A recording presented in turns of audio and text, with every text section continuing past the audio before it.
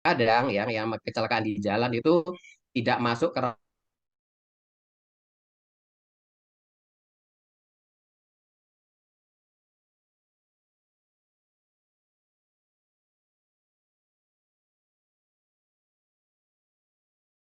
antara negara-negara.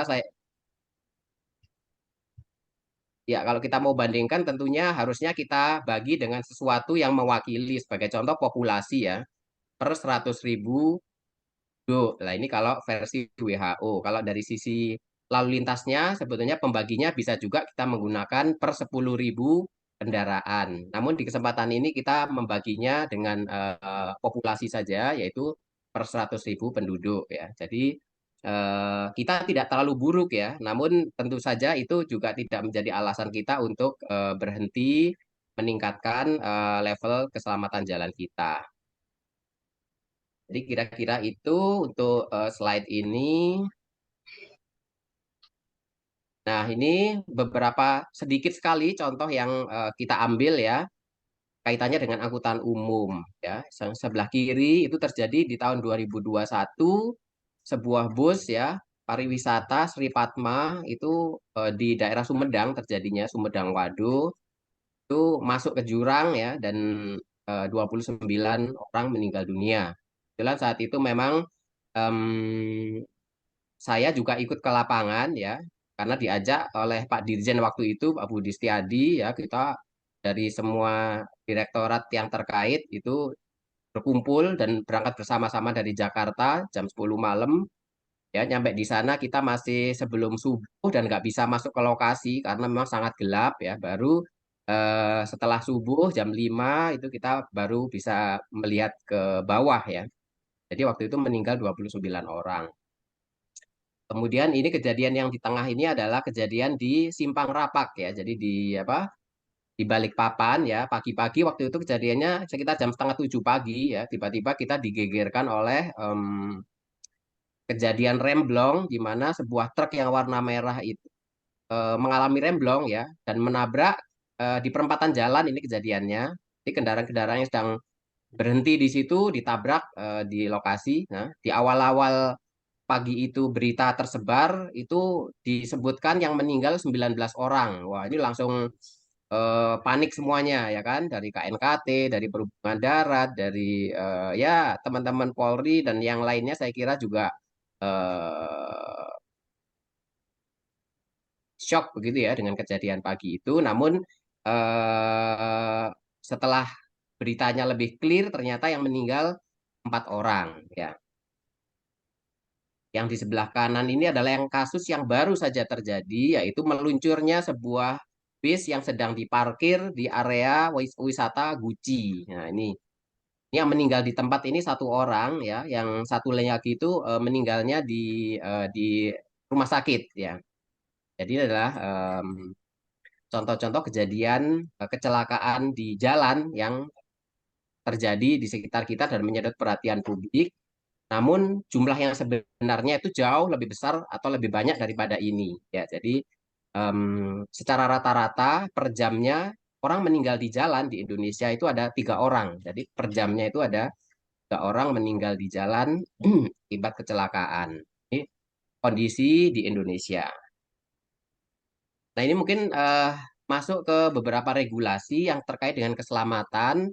Di kita ada peraturan yang relatif baru, yaitu Peraturan Menteri Perhubungan Nomor 74 Tahun 2021. Ini adalah mengatur tentang perlengkapan keselamatan kendaraan bermotor selain sepeda motor. Nah, jadi ini ada beberapa yang disusulkan atau ditambahkan ya, di samping yang sudah diatur di dalam PP 55 tahun 2012 tentang kendaraan. Nah, ini adalah fasilitas perlengkapan keselamatan yang statusnya ya sudah wajib ya ini ya. Yang pertama sebelah kiri kita lihat ada seat belt ya.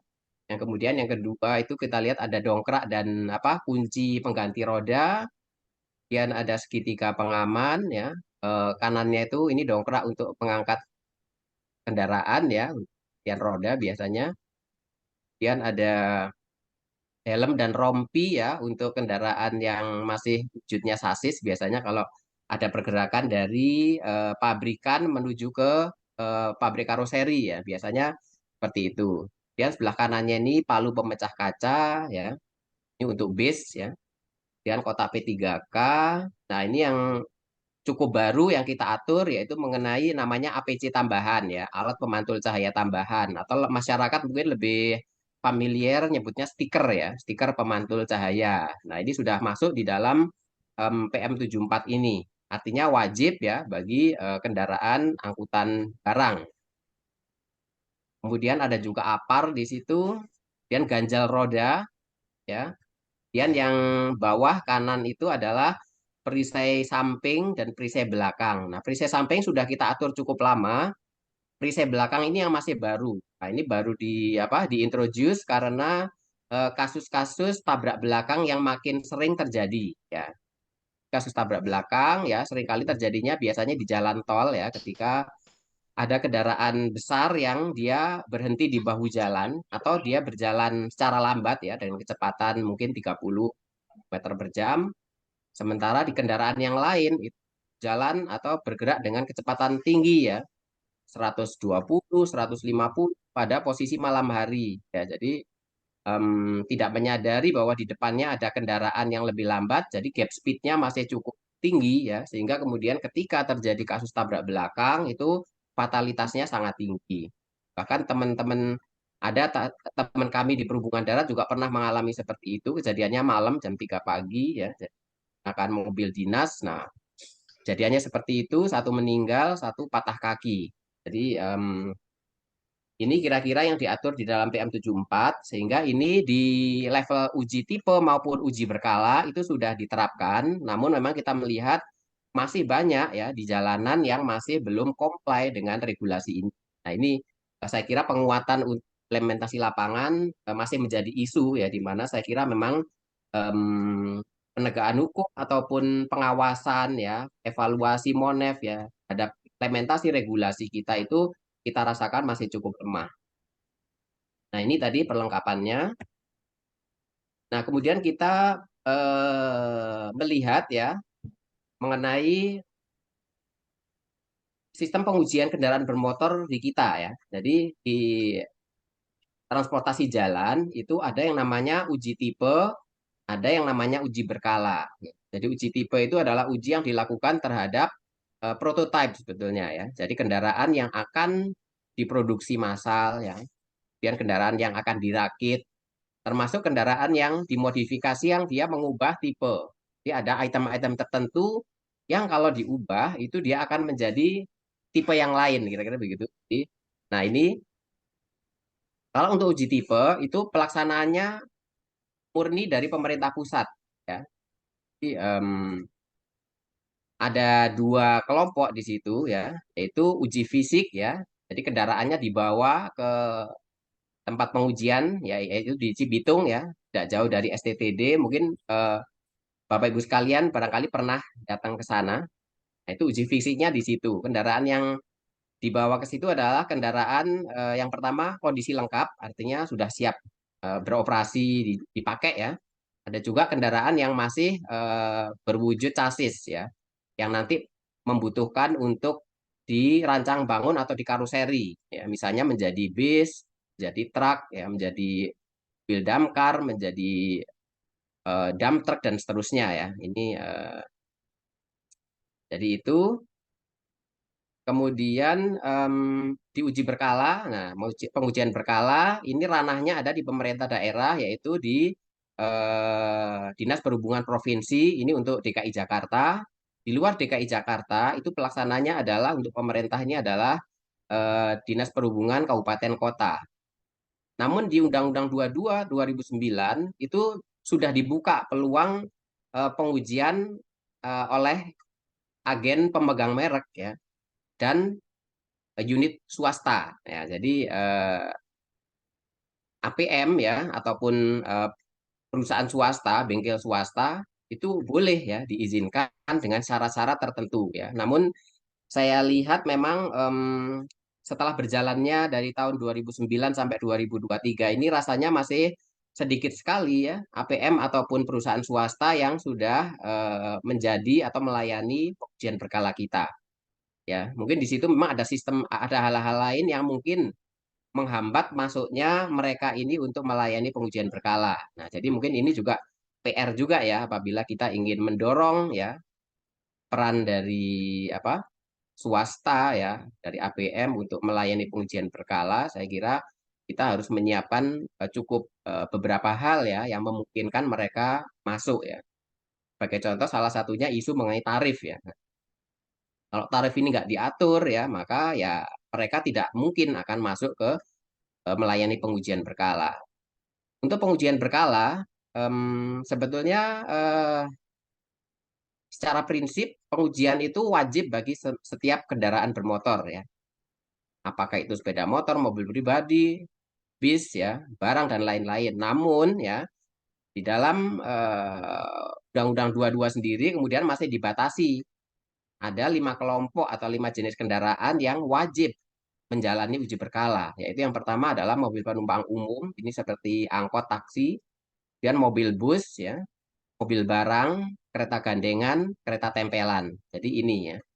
Saya kira kemungkinan ya, ini mengapa demikian itu karena masih eh, belum mampunya unit pelayanan itu melayani ya, sehingga kemudian belum semuanya ya. Tapi saya kira suatu saat harusnya memang semua jenis kendaraan harus diuji berkala ya. Memang jumlahnya akan banyak sekali, namun kita masih mempunyai harapan untuk bisa terbantu oleh peran dari APM maupun swasta untuk melayani pengujian berkala kita.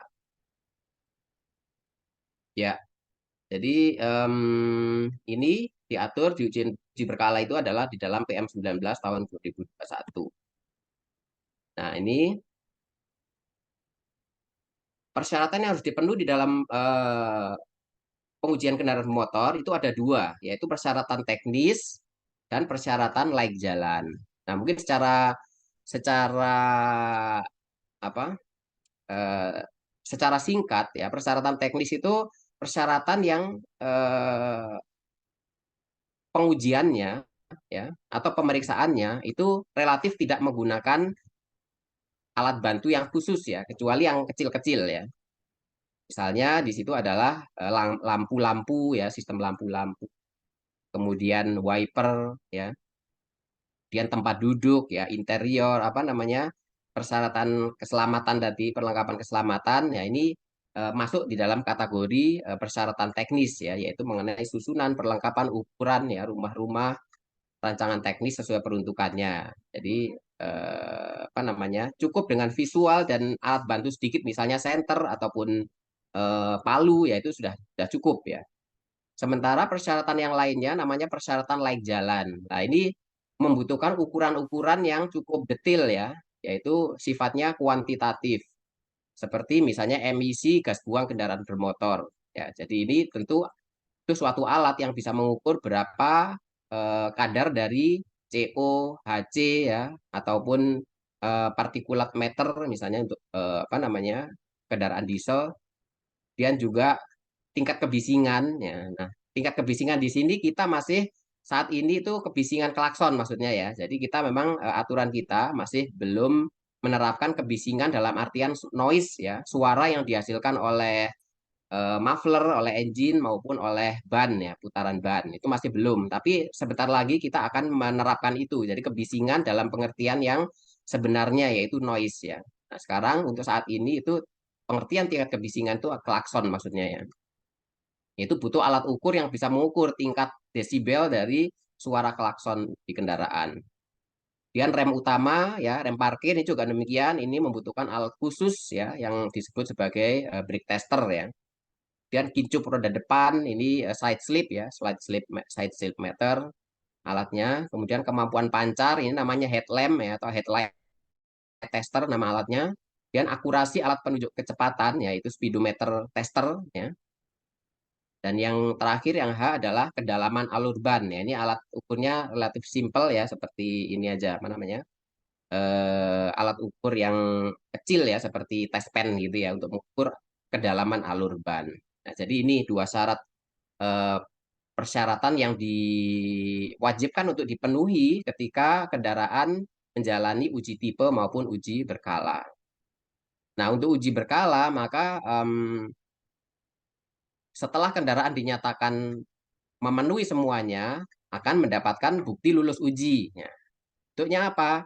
Bentuknya kartu uji dan tanda uji. Kalau di aturan yang sebelumnya di rezim Undang-Undang 14 itu kartu buku uji namanya ya. Sehingga dulu kita sering mungkin sampai sekarang kita masih banyak mengingat buku uji ya. Nah, sekarang ini sudah nggak ada lagi buku uji, yang ada adalah kartu uji. Sehingga datanya adalah data elektronik yang bisa di di share ya atau di apa namanya dikoneksikan ya secara lebih mudah. Ya, mungkin ini sedikit lebih dalam tentang uji berkala. Jadi layanan uji berkala itu ada tiga, bisa kita kelompokkan jadi tiga ya. Yaitu satu adalah pendaftaran kendaraan uji, kemudian yang kedua adalah uji berkala pertama, yang ketiga adalah perpanjangan masa uji ya. Jadi di regulasi kita kendaraan yang sudah mendapatkan STNK ya, itu wajib didaftarkan kepada unit pengujian berkala sesuai dengan domisili. Nah, ini ada batas waktunya nih di sini diatur ya. Jadi paling lama 13 hari kerja sejak terbitnya STNK ya atau SRU STNK ya. Ya. Maka kendaraan tersebut wajib didaftarkan ya. Misalnya kendaraan domisili Jakarta, maka dalam rentang waktu itu setelah mendapatkan STNK harus segera didaftarkan ya dengan segala datanya ya. Kendaraan ini panjangnya berapa, lebarnya berapa, konfigurasi sumbunya bagaimana ya kan, warnanya apa dan seterusnya. Itu memiliki jangka waktu itu 1 tahun. Nah, jadi 1 tahun pertama setelah terbitnya STNK itu dia tidak wajib ya, cukup mendaftarkan saja. Nah, setelah 1 tahun itu barulah kemudian dia masuk ke kewajiban uji berkala yang pertama. Nah, ini baru pertama diuji dia di tempat domisilinya itu. Nah, setelah itu 6 bulan sekali dia mesti diuji berkala. Ya. Nah, itu uji berkala. Nah, uji tipe kendaraan motor tadi sudah kami singgung ya, saya kira. Kira-kira begitu untuk pengujian tipe. Nah, ini mungkin kita bisa melihat ke sini mengenai alur ya, bagaimana sebuah kendaraan bermotor itu lahir sampai dengan dipergunakan. Ya. Jadi yang sebelah kiri atas itu adalah kendaraan yang akan diuji tipe ya. Nah, uji tipe, nanti kalau dia lulus uji tipe, itu dia memperoleh yang namanya SUT, sertifikat uji tipe. Dengan sertifikat uji tipe ini, kendaraan itu boleh diproduksi massal, boleh diimpor untuk berikut-berikutnya, boleh dirakit massal, ya seperti itu. Nah, tadi itu kalau kendaraan itu kendaraan yang kondisi lengkap, berarti dia langsung bisa mengajukan permohonan serut. Jadi serut itu analoginya seperti kartu lahir ya. Jadi setiap unit kendaraan itu harus memiliki kartu lahir yang namanya serut. Serut akan menjadi dasar terbitnya STNK dan BPKB ya. Sementara untuk kendaraan yang berupa chassis ya, seperti di kanan tengah di tengah atas itu dia akan dilanjutkan dengan pekerjaan di karoseri untuk menjadi mobil barang kah atau bis kah ya atau apapun ya. Nah, setelah itu tahapannya melalui pengesahan rancang bangun oleh Ditjen Perhubungan Darat ya. Setelah dia punya SKRB-nya sah ya, maka kemudian dia akan karoseri membuat kendaraan itu dan setelah jadi maka akan dilaksanakan yang namanya pengecekan kesesuaian fisik. Dulu dilakukan oleh di subprovinsi, namun sejak tahun 2015 itu ditarik ke pusat karena ranahnya memang di ranah pusat. Nah, kebetulan waktu itu kita juga sudah memiliki beberapa BPTD dan saat ini pun perhubungan sudah memiliki BPTD lebih dari 30 ya, hampir apa di semua provinsi kita memiliki karena itu fungsi pengecekan kesesuaian fisik ya antara hasil yang dikeluarkan karoseri dengan apa SK rancang bangun yang sudah di apa disahkan. Nah, itu dilakukan oleh BPTD kecuali untuk Jakarta karena Jakarta tidak mempunyai BPTD, maka karoseri-karoseri yang di Jakarta itu pengecekan fisiknya dilakukan oleh BPLJSKB kita di Bekasi. Ya. Nah, setelah itu kemudian terbitlah serutnya. Ini untuk kendaraan yang di karoseri. Ya, jadi saya kira ini untuk kaitannya tadi dengan persyaratan teknis dan laik jalan. Nah, ini mungkin sedikit kami menyampaikan bahwa saat ini Kementerian Perhubungan sedang dalam proses untuk membangun fasilitas uji yang berstandar internasional di BPLJSKB di Cibitung. Ya, jadi memang kita akan semakin menggunakan regulasi internasional ya, UN regulations ya, di mana nanti tujuannya ya itu adalah untuk salah satunya untuk meningkatkan apa namanya level of safety ya. Jadi dengan teknologi yang lebih tinggi tentunya safety-nya akan juga semakin baik. Kemudian tujuan berikutnya juga kita ingin mendorong iklim produksi otomotif yang lebih baik ya, sehingga negara-negara produsen otomotif itu menjadikan Indonesia sebagai home base-nya ya. Dan kemudian ya ada apa namanya pertimbangan ekonomi yang terkait ya. Jadi ini saat ini prosesnya sudah lelang sudah selesai.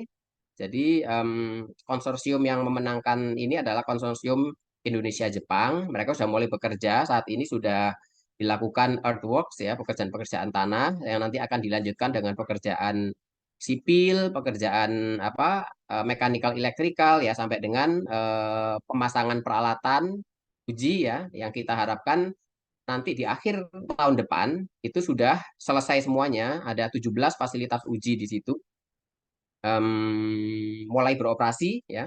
Sistemnya adalah atau skemanya KPBU kerjasama pemerintah dengan badan usaha dalam konsesi waktu 2 tahun proses pembangunan dan 15 tahun operasional. Nah ini konsesi kita dengan pemenang lelang kemarin itu 17 tahun. Nah, ini barangkali gambarannya seperti ini. Ada cukup banyak fasilitas uji di situ. Terdiri dari outdoor dan indoor ya. Ada uji tabrak segala ya, di UNR 9495, ada uji rem ya, ada pengujian apa namanya? Seat belt ya, kemudian seat juga ya, dan kestabilan ya, kemudian noise ya. Dan ada sekitar ada 4 yang terkait dengan kendaraan listrik. Ada pengujian, fasilitas pengujiannya di sana. Ya mudah-mudahan ya, ini kalau ini sukses ya, nanti kita kemungkinan akan menjadi yang terbesar di Asia Tenggara sesuai dengan harapan dulu ya. Jadi saya dengar dulu almarhum Pak Giri Suseno dan mungkin sebagian dari Bapak Ibu sekalian pernah juga mendengar bahwasanya dulu ketika pembangunan eh, balai pengujian tipe di Bekasi itu ya yang waktu itu awal-awal itu 100 hektar luas tanahnya. Nah, itu pinginnya ya sebagai negara yang paling besar di Asia Tenggara saya kira wajar kalau kita ingin menjadi atau memiliki fasilitas uji yang terbesar juga di Asia Tenggara dan mudah-mudahan ini terwujud setelah lebih dari 30 tahun dari awal direncanakan. Nah, ini kita masuk mengenai sistem manajemen keselamatan angkutan umum ya. Ini kebetulan definisinya kelewat ya. Tapi saya akan bacakan saja, apa sih SMKPAU itu? Sistem Manajemen Keselamatan itu adalah suatu tata kelola keselamatan dari manajemen perusahaan yang dilakukan oleh perusahaan angkutan umum secara komprehensif dan terkoordinasi dalam rangka wujudkan keselamatan dan mengelola risiko kecelakaan. Jadi, secara definisi demikian yang disebut sistem manajemen keselamatan.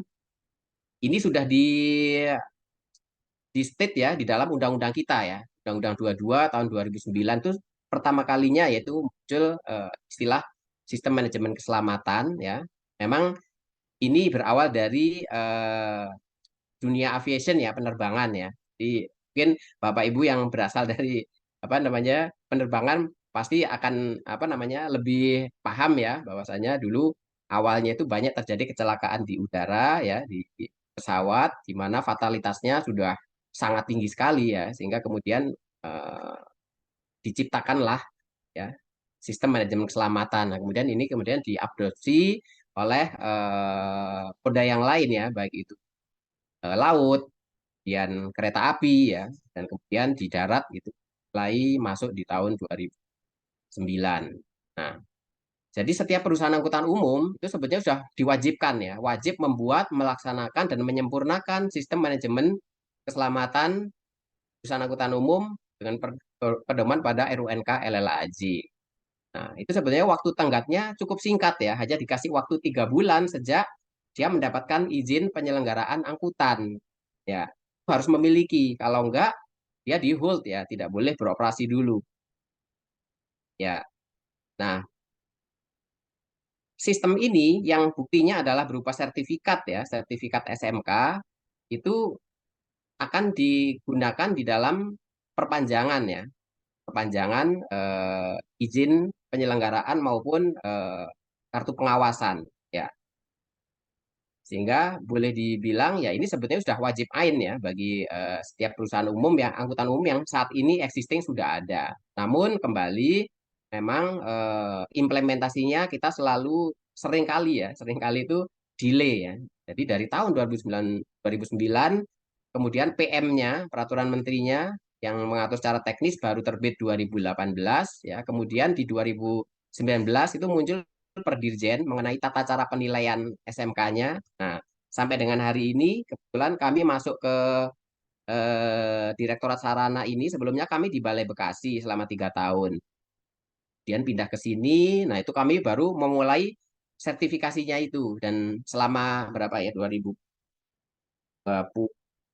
22 ya, 3 tahun lebih ini ya, capaiannya masih cukup lambat ya, meskipun kami berupaya untuk mempercepat, namun saat ini itu ada 103 perusahaan angkutan umum barang maupun orang yang telah bersertifikat SMK ya. Jadi kenapa itu bisa terjadi? Ya karena meskipun ini bersifat mandatori, tapi dalam kenyataannya ternyata orang-orang angkutan perusahaan angkutan itu masih bisa memperpanjang apa izin angkutannya itu tanpa menyertakan sertifikat SMK. Nah, ini yang menjadi penyebab sehingga mungkin mereka merasa bahwasanya saya nggak usah ngurus, nggak punya sertifikat aja masih bisa diperpanjang ya kan? Ya udah gitu aja terus. Nah, jadi gitu.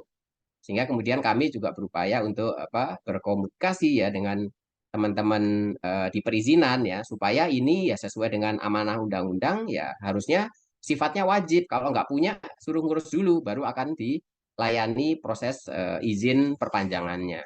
Nah, ini kita sudah di teman-teman Direktorat Angkutan sudah menyatakan apa namanya oke ya mereka mulai bulan Juni ini jadi sudah mensyaratkan itu sehingga kemudian cukup berbondong-bondong juga perusahaan angkutan umum yang perizinannya ada di pusat ya, itu yang ke kami karena mereka belum punya sertifikat SMK. Jadi kira-kira itu. Nah, yang kami tekankan ya di dalam setiap sosialisasi bahwasanya betul bahwasanya untuk mengimplementasikan, untuk melaksanakan sistem manajemen keselamatan itu perusahaan akan mengeluarkan cost ya, ada biaya di situ. Namun ya harusnya ini dianggap sebagai sebuah investasi ya, karena kalau ceroboh ya tidak menerapkan sistem manajemen keselamatan itu eh, level keselamatannya itu mengkhawatirkan ya, sehingga potensi peluang terjadinya kecelakaan itu masih sangat tinggi. Nah, inilah yang kita dorong supaya tujuan dari penerapan SMK yaitu untuk mencegah terjadinya kecelakaan itu mengeluarkan buahnya itu, tapi syaratnya itu harus diimplementasikan ya secara konsisten ya. Bukan hanya menjadi slogan ataupun pajangan-pajangan atau hanya punya dokumen saja sudah merasa sudah melaksanakan SMK. Jadi ini yang masih sering kita temui ya di dalam benak dari teman-teman angkutan, apa namanya perusahaan angkutan ya, bahwasannya sebagian dari mereka merasa kalau sudah bikin dokumennya itu udah cukup ya padahal aturannya bukan buat dokumen ya tapi menyiapkan atau membuat apa namanya sistem manajemen keselamatan ya melaksanakan dan menyempurnakan karena ini adalah sebuah sistem yang dinamis ya artinya yang hari ini kita anggap baik mungkin besok sudah ketinggalan zaman ya terus diimprove lagi adanya perkembangan yang terjadi baik itu perkembangan di manajemen ataupun perkembangan di lapangan ya misalnya munculnya jalan tol baru atau munculnya pusat-pusat keramaian baru di mana itu setiap hari mereka lewat di situ. Nah, ini yang harus terus disesuaikan. Nah, ini mungkin gambarannya. Jadi untuk sistem manajemen keselamatan ini ada 10 elemen yang harus dipenuhi, yaitu komitmen kebijakan ini levelnya di top top manajemen perusahaan ya. Kemudian yang kedua itu adalah pengorganisasian ya. Artinya eh, ada sebuah unit ya, sekecil apapun ya, yang mengurusi aspek keselamatannya perusahaan angkutan tersebut ya. Jadi tidak bisa dihandle hanya oleh satu orang, tapi ini adalah butuh sebuah organisasi.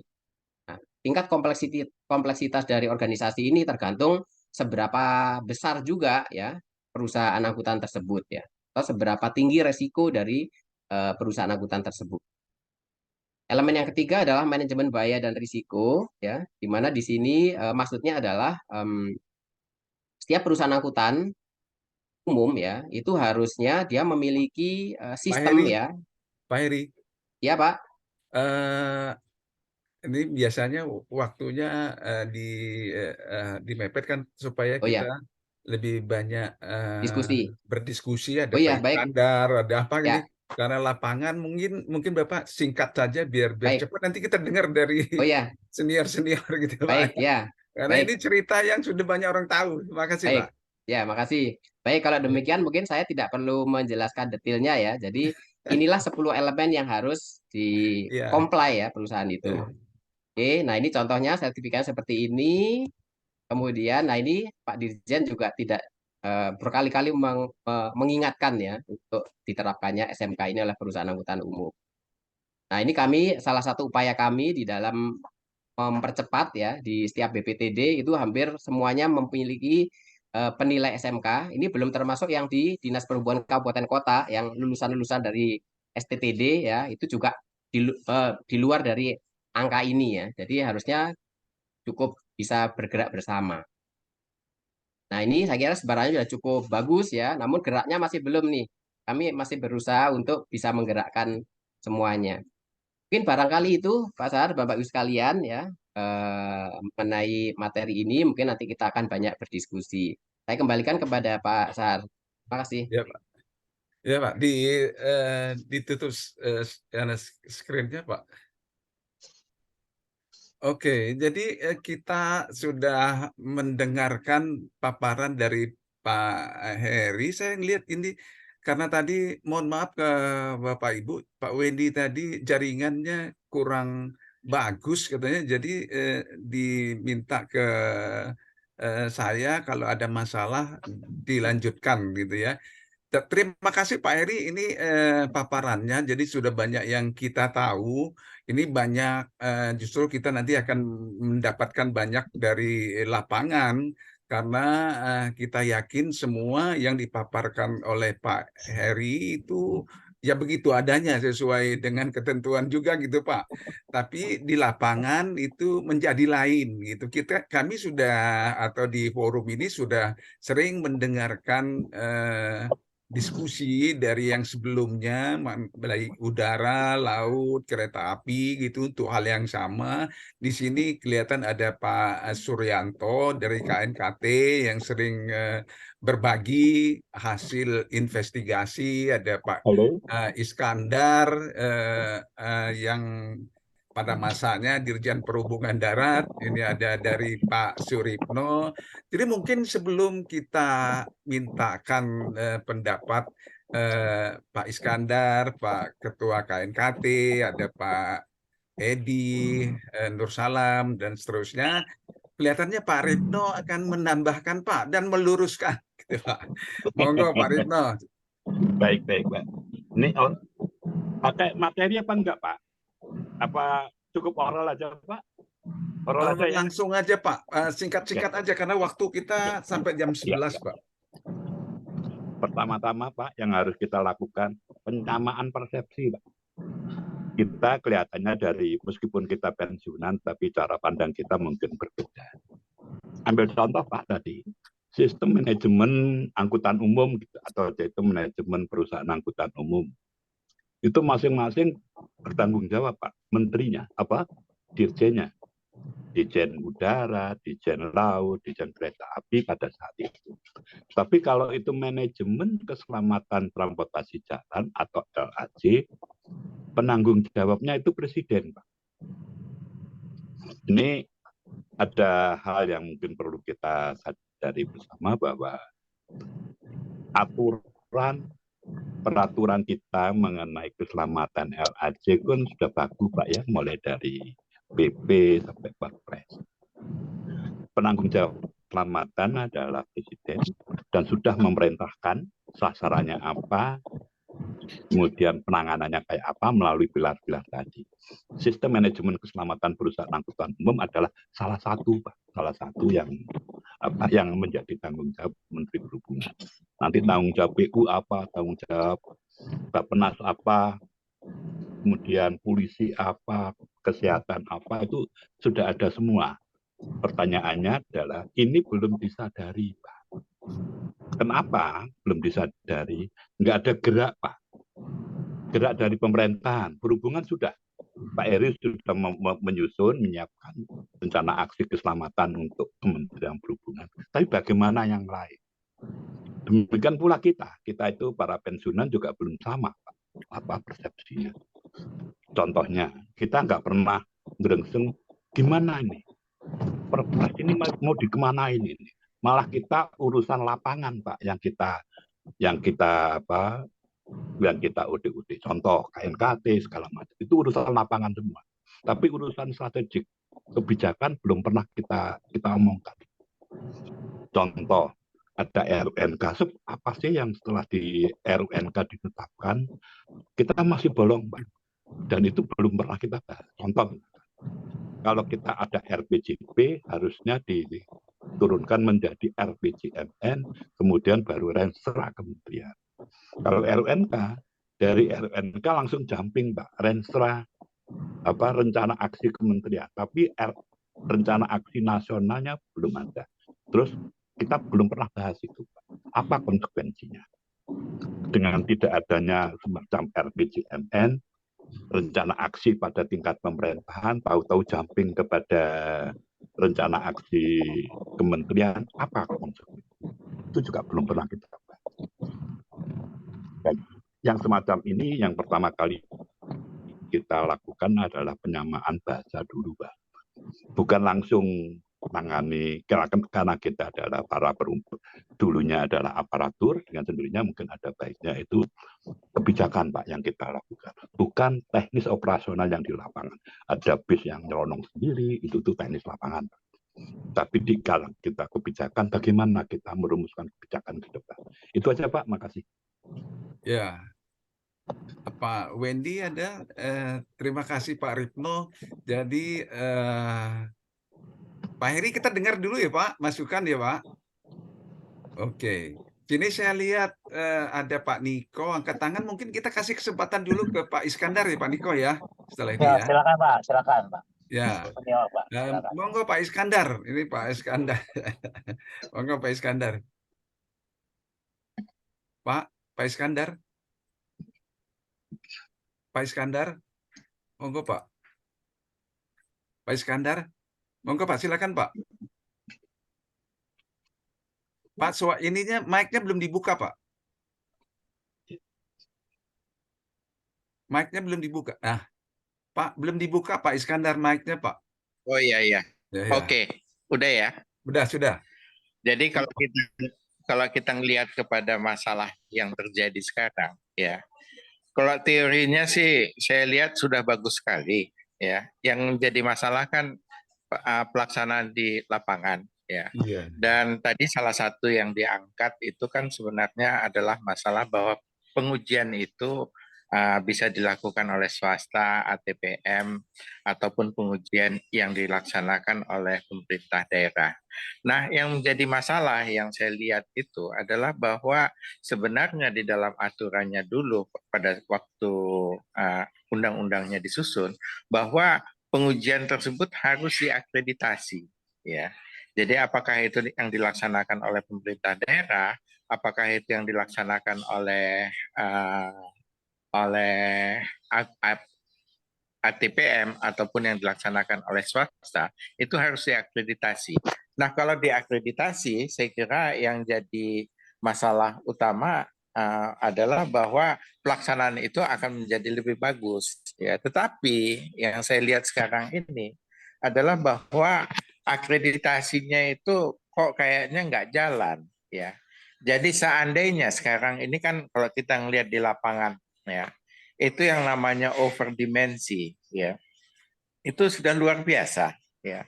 Tapi kenapa ya itu masih bisa jalan di jalan ya. Padahal harusnya kan uh, sebenarnya kalau diambil suatu tindakan tegas bahwa penguji misalnya yang mengeluarkan izin bahwa truk tersebut bisa jalan dengan overdimensi, itu cabut saja license-nya, izinnya untuk melakukan pengujian. Kalau kalau kalau dibiarkan saja sekarang ini, kalau kita coba jalan ke Sumatera bagian selatan, iyalah Sumatera bagian selatan termasuk Riau segala macam, itu truk-truknya itu sudah overdimensi tapi dibiarkan saja, ada pembiaran ya. Nah, pembiaran ini ya sebenarnya saya kira adalah satu masalah yang besar. Tadi juga sudah dikatakan bahwa ada balai di semua provinsi, berarti harusnya balai berfungsi dong untuk melakukan pengawasan. Tetapi kenapa hal itu tidak terjadi ya? Nah, kemudian saya kira yang juga menjadi masalah sekarang yang terhadap keselamatan itu ya saya kira adalah overweight ya. Jadi odol itu benar-benar harus menjadi perhatian. Coba kita perhatikan sekarang truk yang ditabrak dari belakang ya. Kita lihat sajalah kasusnya, kasus beberapa orang yang meninggal di jalan tol, termasuk bekas wakil menteri PU ya. Beliau itu kan yang ditabrak itu kan sebenarnya truk odol ya. Kenapa truk odol itu dibiarkan berjalan dengan kecepatan yang sangat rendah? Sebab kunci daripada safety ya itu adalah bahwa ya, kunci dari safety adalah bahwa di suatu jalan kalau selisih kecepatan ya terlalu tinggi, maka peluang terjadinya kecelakaan itu akan menjadi tinggi ya. Nah, odol ini yang saya kira juga harus menjadi perhatian dari Kementerian Perhubungan. Dulu dijanjikan tahun 2023, tapi sekarang kok belum ada langkah yang dilakukan oleh pemerintah ya untuk melakukan pengendalian odol. Ya, memang di satu sisi perindustrian mereka ya berupaya supaya biaya logistik mereka bisa turun dengan cara ya harusnya odol, kalau menurut mereka odol itu harus bisa jalan. Tetapi saya kira di lain pihak kita kan juga sebagai Kementerian Perhubungan bertanggung jawab terhadap keselamatan. Ya, oleh karena itu saya kira ya pemerintah juga benar-benar harus mengambil langkah terhadap penanganan odol ini. Sebab saya kira ya kita sudah punya segala peraturan, tetapi yang menjadi kendala kan tidak ada pengawasan di lapangan. Akhirnya kalau tidak ada pengawasan di lapangan kan artinya pembiaran. Nah, kalau pembiaran itu dibiarkan, saya kira itu sangat berbahaya. Apalagi tadi dikatakan bahwa untuk misalnya ukuran truk itu segala macam itu yang menjadi pengawas di lapangannya itu adalah balai yang ada di daerah. Nah, saya melihat ini balai tidak berfungsi. Ya. Nah, saya kira memang di sinilah saya kira perlu ada suatu strategi yang keras dari Kementerian Perhubungan untuk melakukan pengawasan. Ya. Sebab kalau pengawasan tidak jalan, ya efeknya ya orang ya sesuka hati mereka. Ya. Dan kemudian sebenarnya kan di perusahaan angkutan kan ada kewajiban manajemen keselamatan, sistem manajemen keselamatan. Tapi kalau perusahaan angkutan barang harusnya kan juga punya hal yang sama. Jadi harusnya saya kira di sini ya ada langkah yang jelas yang dilakukan. Ya. Sebab dengan teknologi yang ada sekarang, saya kira akan menjadi jauh lebih mudah ya bagi pemerintah untuk melakukan pengawasan. Ya gunakanlah IT. Ya IT itu sudah semakin murah dan semakin gampang untuk dikembangkan. Ya. Jadi pengawasannya saya kira Misalnya untuk truk odol aja ya gunakan kamera lah di jalan-jalan tol misalnya atau jalan-jalan arteri nasional. Dan itu pasti ketahuan mana yang jalannya sudah nggak mampu jalan dengan kecepatan sesuai rencana, ya. Itu pasti udah overload, ya, atau masuk dalam kategori odol. Kemudian yang juga saya lihat orang nyambung chassis disambung tanpa melalui prosedur yang benar, ya. Akhirnya menjadi overdimensi, dibiarkan saja.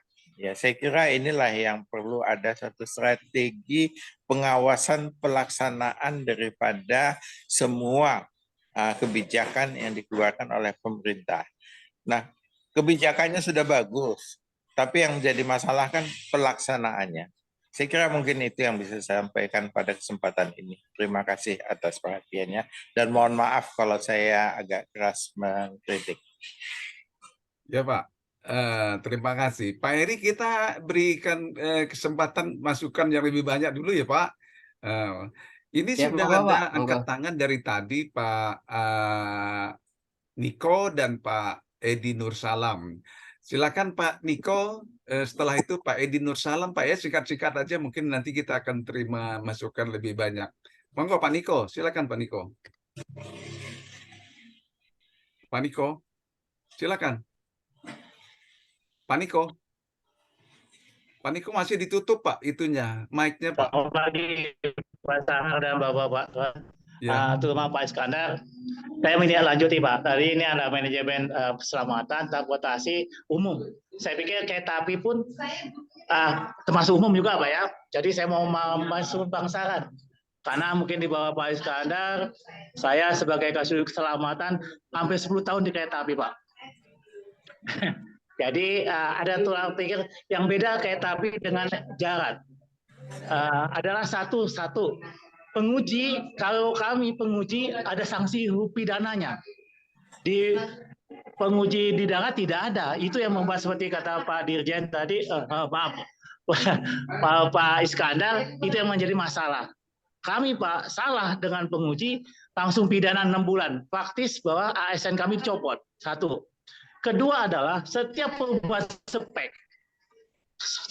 spek yang uji pertama akan diulang kembali menjadi uji pertama lagi, bukan uji langsung uji berkala, langsung uji pertama. Itulah sehingga ada kunci bangun, rancang bangun tadi. Jadi tinggal ada odol-odol tadi Pak. Nggak ada odol, sifatnya odol karena tidak menyalahi di spek dari Ditjen Perhubungan Darat. Nah ini masalahnya. Jadi sebenarnya kembali lagi pada pengujian berkala atau karena BPTJ itu yang di Bekasi itu hanya prototype. Seperti tadi ada 5 item yang ada di karoseri. Karoseri akan membuat sesuai dengan rancang bangun yang ditetapkan oleh Ditjen Perhubungan Darat. Nah, kalau beda berarti penguji kan beda. Masalah soal pengujian begini internasional bagaimana mau internasional kalau dalam negeri saja melalui PM saja tidak selesai. Kalau lanjutan PM SMKP sama dengan kereta api juga ada SMKP dari tahun itu 2018 kami sama-sama SMKP membuat darat dan perkereta apian pada konsepnya sama koordinasi tadi Pak, jalankan aja aturan. Jadi sebenarnya seperti pertanyaan Pak Ripno, ini kewenangan mana setelah kewenangan presiden, tapi memang posisinya menteri melakukan visi dan misi presiden, bukan misi melakukan sendiri. Itu tambahan saya Pak, mengingatkan. Jadi sebenarnya kalau itu ditegakkan, pelaksanaannya praktis mengurangi bahasa risiko, karena itu kan mengandung risiko Pak. Kalau udah kecelakaan, ya susah, percuma. Karena sebenarnya kalau diusut-usut kita juga yang salah, rasanya dalam bentuk ASN, dalam hal ini penguji. Itu Pak. Jadi saya sepakat misalnya penguji LAJ itu sama dilakukan dengan penguji kereta api, yaitu sanksi pidana. Gitu Pak. Mohon maaf Pak, ada urusannya. Saya nembuk. Kebetulan saya ada acara Pak. Mohon nembuk dan untuk perhatian Pak Heri. Makasih Pak. Yo, terima kasih Pak Niko. Ini Pak Heri ya, kita catat dulu ya Pak. Jadi ada SMKP dari kereta api. Tadi kita note dari Pak Iskandar sepertinya terbiarkan gitu Pak ya. Pak Edi Nursalam, silakan Pak.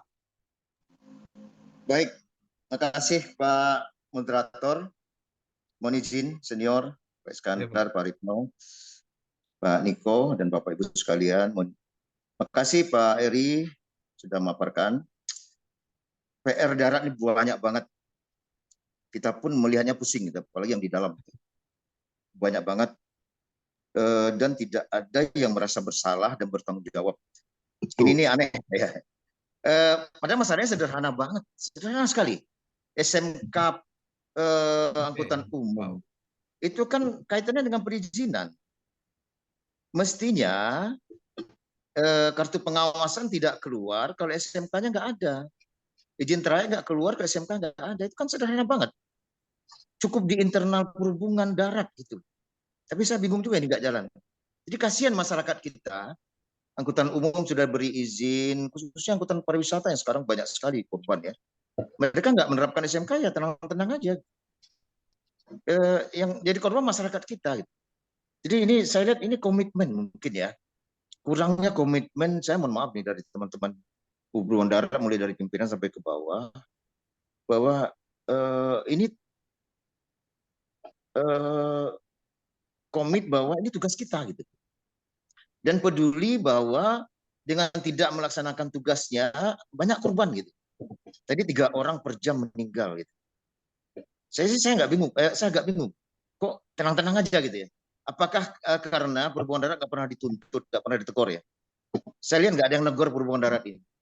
Dan nggak ada yang juga menuntut. Tadi Wakil Menteri, kata Pak Iskandar, Wakil Menteri PU, mantan Wakil Menteri PU meninggal dunia. Karena nabrak odol itu banyak banget kasus-kasus seperti itu, odol itu. Dan sudah jelas di undang-undang, odol itu tanggung jawab Kementerian Perhubungan. Di pasal 9 itu jelas banget. Tapi saya lihat kayaknya perhubungan darat nggak menyadari itu tugas mereka gitu. Dan saya sempat bertengkar sama Pak Ripno, mohon maaf ya. Saya berdebat dengan Pak Ripno, itu tugas perhubungan darat sudah jelas. Dan termasuk penegakan hukumnya. Sudah jelas itu harus ditegakkan. Ini saya lihat teman-teman perhubungan darat mengandalkan, oh itu tugas polisi. Enggak. Polisi itu cuma menegakkan STNK sama SIM. Cuma itu aja. Kita coba baca di PP 82 itu ya. 4182. Dan di undang-undang lah, undang-undang 23 pasal 9 itu sudah jelas tugas polisi itu apa, tugas kita apa. Tapi saya lihat teman-teman darat ini nggak melaksanakannya gitu. Ya mulai dari atas sampai ke bawah, sampai ke balai. Mungkin saya nggak tahu ada masalah apa ini. Mungkin salah satunya mungkin ya tadi kewenangan PPNS memang agak dibatasi ya. Tapi di situ ada kemungkinan kita kerjasama sama polisi. Jadi saya melihat masalahnya sangat sederhana sekali, tapi tidak dilaksanakan, dan ini masalah internal, termasuk sekarang terminal kita bagus-bagus nggak berfungsi, busnya naik turunkan penumpang di luar terminal, padahal itu bus akap yang dikeluarkan ya di Dirjen Darat. Ya tinggal negor, tinggal mencabut izinnya, dan tidak memperpanjang izinnya. Saya pernah sampaikan sebenarnya ke teman-teman darat, kok susah banget ya, apalagi ini SMK ini masalah nyawa orang gitu. Masalah internal sendiri, aduh, saya juga bingung nih. Kemana nih? Memang ya saya sebagai orang darat juga ya. Saya juga bingung kok bisa gitu masalah internal nggak bisa ditangani sendiri, apalagi kaitannya nanti dengan internal eksternal dengan pihak kepolisian. Internal saja mengunci bahwa untuk izin trayek, untuk kartu pengawasan harus pakai SMK aja nggak bisa. Jadi sangat prihatin kita. Ya mudah-mudahan Pak Eri, kemudian acara ini bisa lebih memberikan masukan pada teman-teman. Kalau kita cerita banyak sekali masalah lain, tapi oke lah. SMK ini sudah banyak korban dan ini penting banget. Ini menyangkut nyawa manusia. Saya mohon jadi perhatian kita, perhatian perhubungan darat, benar-benar komit gitu dan peduli terhadap keselamatan nyawa orang. Terima kasih Pak Moderator. Iya Pak, terima kasih Pak Edi. Pak Heri, kita catat ya Pak, nanti kalau Bapak bisa merespon langsung, tapi kalau enggak dibawa oleh ulang gitu Pak ya, ke Ditjen Perhubungan Darat. Ya, siap, Pak. Kita di sini ada Taruna Pak, Tarunanya Pak Heri juga dari STTD. Silakan Taruna yang mau kita beri, mohon maaf Pak ya, kita berikan kesempatan untuk anak-anak muda dari STTD merespon. Silakan angkat tangan ya, Taruna yang akan memberikan apa namanya, masukan atau pertanyaan ke Pak Heri, Pak, kita semua yang ada di sini. Boleh ke Pak Iskandar, boleh ke Pak Edi, boleh ke Pak Heri langsung. Silakan, saya lihat di sini ada Saharani. Ya, mantap. Silakan, Saharani. Pak Sahar, Pak. Pak Sahar, Ya, Pak. sebelumnya hanya nih kepada Pak Heri saja. Apa namanya? Tentunya nih diskusi ini semua pihak ya. Jadi semua pertanyaan apa tadi pertanyaan itu bukan semata-mata ditujukan ke Pak Heri nih. Jangan Pak Heri Iya. kuasa dulu. Siap. Ini untuk kita semua Siap, nih kita Pak. berdialog antar kita semua. Jadi gitu Pak Heri suasananya Ya, ya. siap. Ya, betul, Pak. Betul. Semangat Pak Heri. Bawa pulang aja, Pak. Ya maaf Pak Wendy sudah bisa bergabung lagi. Silakan Taruni, Saharani, siapa lagi ya? Ada Septi, ada Mutiara. Silakan, para Faras, silakan. Saharani. Siap. Assalamualaikum warahmatullahi wabarakatuh. Selamat pagi Bapak dan Ibu. Izin Pak, izin bertanya kepada Bapak Heri. Izin, jika semua penyelenggara angkutan umum wajib membuat komitmen dan sistem manajemen keselamatan, serta harus memiliki sertifikat SMK PAU, pertanyaannya adalah faktor apa penyebab yang masih banyaknya kecelakaan angkutan umum di jalan terkait dengan pelaksanaan manajemen keselamatan angkutan umum oleh perusahaan. Mohon penjelasannya Pak. Siap, terima kasih Pak. Ya, bagus ya. Jadi Pak Heri itu diwajibkan, tapi masih banyak kecelakaan gitu ya. Apa itu gitu ya? Monggo, silakan Faras. Faras ya, ada 4. Faras, silakan Faras. Ya Pak, Assalamualaikum warahmatullahi wabarakatuh. Izin Pak, izin Bu, izin memperkenalkan diri. Nama Taruna Muda Faras Hakim Prasetyo, Notar 2202-107, kelas MTJ 1.9. Saya merupakan Taruna STTD semester 2. Izin Pak, izin bertanya. Di slide tadi saya telah melihat slide tentang importir dan kali ini membahas tentang keselamatan. Keselamatan bergantung kepada salah satu faktor keselamatan itu salah satu apa ya kayak perusak keselamatan itu ada di odol Pak. Odol kan bisa menyebabkan kecelakaan dan saya telah membaca berita juga bahwa terdapat kendaraan odol yang diimpor akan tetapi tidak sesuai dengan spesifikasi yang ada. Nah, menurut Bapak itu yang harus diperbaiki itu apanya dan mengapa itu bisa terjadi, Pak?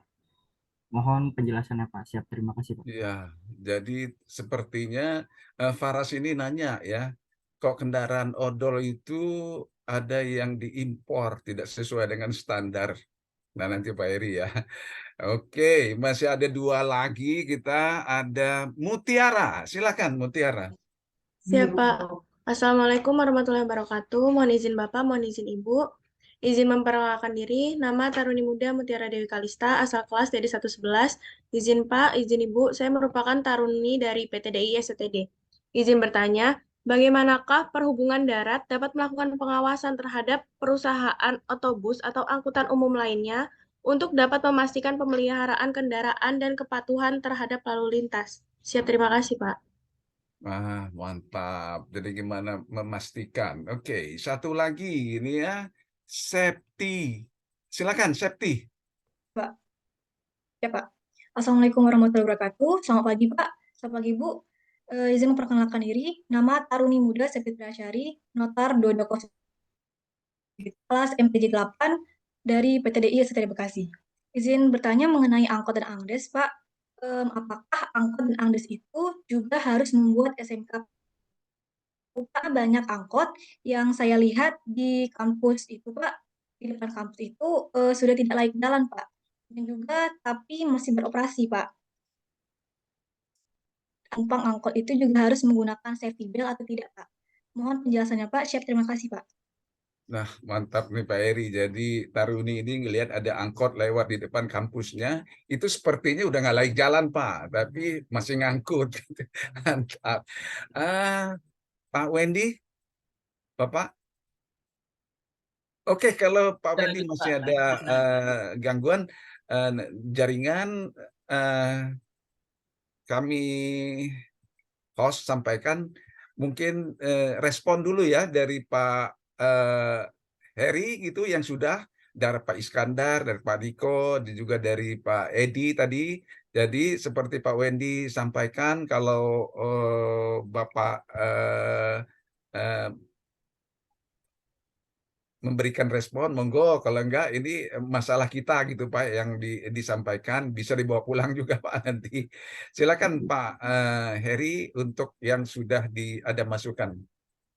Ya, baik, terima kasih Pak Sar dan Bapak Ibu sekalian yang saya hormati. Jadi, sebagian besar masukan ya, ataupun pandangan lah ya dari Bapak Ibu sekalian, senior, atasan-atasan kami lah ya, itu kami anggap sebagai masukan untuk perbaikan kami ya Pak ya. Karena memang kami menyadari Pak, artinya di posisi kita, apalagi saya ya Pak, hanya Kasubdit, itu tentunya adalah debu ya, yang untuk apa namanya, masalah besar ini bisa terselesaikan, saya kira memang perlu kerjasama dan kolaborasi yang lebih baik dan strategi juga ya. Tadi disampaikan misalnya Pak Ripno menyampaikan bahwasanya di sisi strategi kita di apa namanya, di regulasi kita, di kebijakan, nah itu masih ada bolongnya juga. Saya kira memang betul ya. Jadi apa namanya, saat ini pun yang namanya rencana aksi keselamatan ya. Jadi Perpresnya sudah turun Pak. Perpres tentang RUNK itu sudah turun di tahun 2022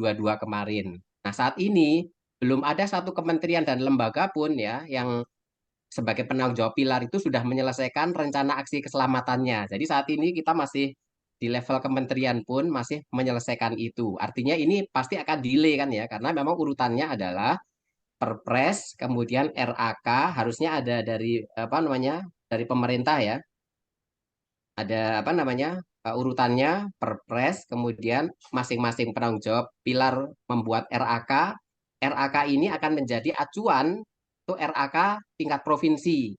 Nah, setelah itu RAK provinsi jadi, RAK provinsi akan jadi acuan bagi RAK kabupaten kota. Jadi urutannya seperti itu. Nah, jadi dengan posisi saat ini RAK kementerian lembaga yang di pusat saja belum selesai, pastinya RAK di apa, di level provinsi dan kabupaten kota akan ikut delay ya ke belakang. Nah, jadi kira-kira di level apa namanya, kebijakan maupun regulasinya pun kita masih ada masalah.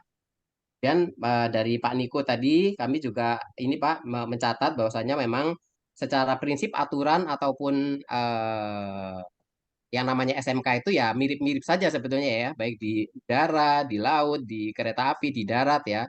Namun memang barangkali bedanya darat dengan udara umpamanya ya, itu karena kalau udara tidak comply dengan regulasi, maka pesawat dari kita nggak boleh kemana-mana ya, nggak boleh ke Eropa, nggak boleh ke Australia dan seterusnya. Sementara di kereta atau di darat itu hal yang sebaliknya mungkin berlaku ya. Jadi kita ini muter-muternya di kita-kita sendiri aja. Jadi apa namanya, tidak ada sanksi internasional yang mungkin ikut mempressure kita untuk kita comply terhadap suatu regulasi, khususnya regulasi keselamatan. Jadi memang kompleksitasnya mungkin beda, namun ya tentu saja semangatnya ini nggak boleh menjadi alasan ya Pak ya. Di jalan saya kira untuk penguji ada Pak. Jadi ketika ada suatu kecelakaan terbukti faktor penyebabnya adalah kendaraan, maka kalau ini diproses hukum itu penguji bisa kena Pak, bisa bisa terkena apa namanya, pidana gitu Pak. Jadi darat pun ada. Kemudian tadi dari Pak Iskandar, terima kasih Pak Iskandar. Jadi saya kira memang akreditasi sudah berjalan Bapak. Jadi saat ini yang sudah terakreditasi levelnya ABC itu sekitar 380 perusahaan angkutan, kok perusahaan angkutan apa, unit pengujian berkala atau UPKB ya Pak ya. Tapi memang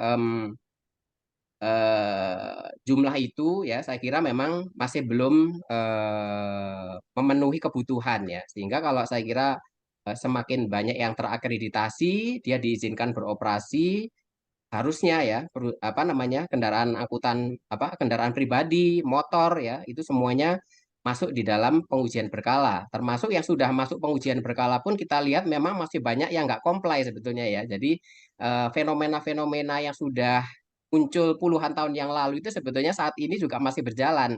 Yang kasat mata ya odol itu sendiri. Kendaraan odol itu sudah pasti harusnya ketika diuji berkala itu nggak bakal lulus ya, nggak bakal lulus ya. Tapi buktinya di jalanan kita bahkan di sekitar kantor kita di Jakarta berseliweran ya. Jadi apa namanya gapnya masih sedemikian besar Pak. Jadi regulasi yang nggak perlu alat uji pun ya itu kasat mata di depan kita kita nggak bisa berbuat apa-apa gitu ya. Nah itu kemudian ya dari eh, Pak Edi Nur Salam saya kira betul Pak harusnya memang dihadangnya di perizinan ya. Berarti kalau kalau perizinannya tetap jalan, sementara compliance-nya enggak, itu memang artinya kesimpulannya ada masalah di perizinannya. Perizinan tidak berfungsi men-screening ya kendaraan-kendaraan ataupun perusahaan-perusahaan yang tidak comply ya. Harusnya kalau artinya hari ini yang memiliki SMK itu hanya 103 perusahaan angkutan umum orang dan barang, harusnya yang ribuan di luar sana itu nggak boleh beroperasi, kira-kira begitu ya. Tapi kenyataannya semuanya masih beroperasi. Yang comply beroperasi, yang nggak comply beroperasi, sehingga kemudian di dalam grup-grup WhatsApp itu seringkali teman-teman yang comply taat dengan aturan itu selalu menanyakan hal kecil yang sangat apa ya Pak, dalam maknanya bagi kami. Pak, nasib kami yang comply-comply ini gimana Pak? Kami harus bersaing dengan perusahaan-perusahaan yang odol. Kalau kami taat nggak odol, kami akan mati, nggak punya customer begitu Pak. Customer akan lari kepada yang odol-odol ini. Kira-kira begitu Pak. Ini kita tahu jawabannya, tapi posisi bolanya itu di kita Pak. Jadi kita mau jawab seperti apapun ya salahnya di kita karena kita membiarkan yang taat dengan yang nggak taat bersaing secara tidak sehat gitu Kita ya. itu siapa ya Pak Eri? Kita itu perhubungan Pak atau pemerintah lah ya. Romo darat maksudnya. Betul, betul. Ya kira-kira begitu Pak. Untuk kasus odol iya pasti perhubungan darat Pak. Mantap gitu. Pak Eri mantap. Ya. Termasuk Ya. dosen SPTD juga. Monggo Pak Eri itu Taruna Ya. kasihan Pak, Baik. dijawab Pak. Nah, kalau dari Taruna ini mungkin lebih gampang jawabnya Pak. Karena jawabannya ada, tapi melaksanakannya yang mungkin kira-kira begitu Pak. Baik ya. Ini saya minta izin ya dengan segala kenaifan kami menjawab ya Pak ya. Jadi pertama dari Taruni siapa ini? Saharani. Farah ya, Farah ya. Ya, Ya, Pak. Syaharani, Pak. Saharani. Oh Sarani ya, Ya, Sarani. Pak.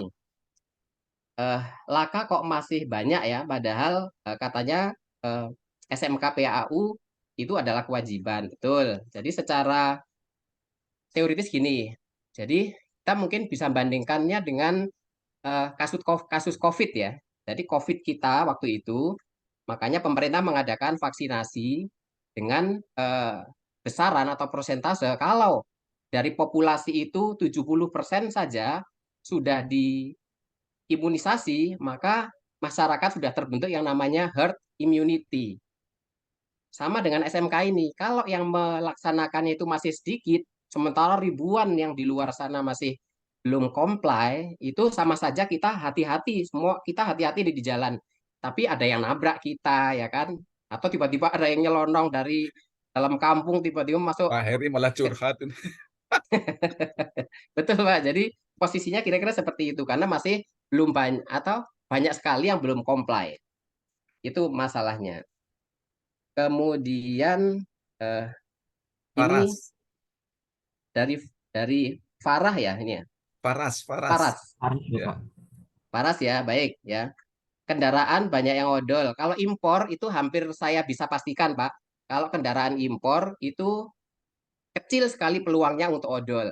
Karena itu harus uji fisik yang dibawa ke Balai Bekasi. Artinya fisik kendaraannya itu sudah didatangkan ke Balai Bekasi. Dan jumlahnya nggak banyak, Pak, karena di uji tipe itu sehari itu paling cuma 5 atau ini. Jadi untuk bisa dia lolos, misalnya odol lolos dari Balai Bekasi, saya kira nggak.